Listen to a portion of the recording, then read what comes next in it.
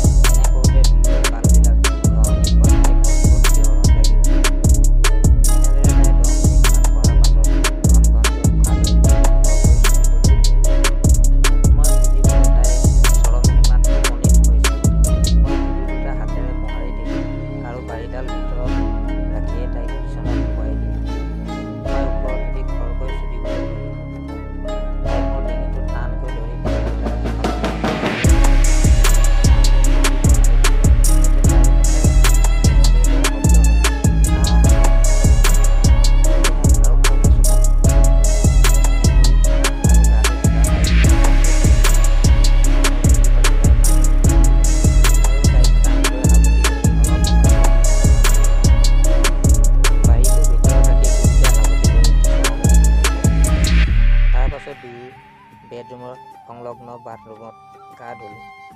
ইয়াৰ পাছত নেহাক ভাত বনোৱাত সহায় কৰি দিলোঁ। দুয়ো ভাত খাই পুনৰ বিচনালৈ গ'লোঁ। সেইদিনা ৰাতি নেহাক 5 বাৰ চুদিলোঁ। নেহাৰ সৈতে বহু দিনলৈ মোৰ সম্পৰ্ক চলাই নিলোঁ।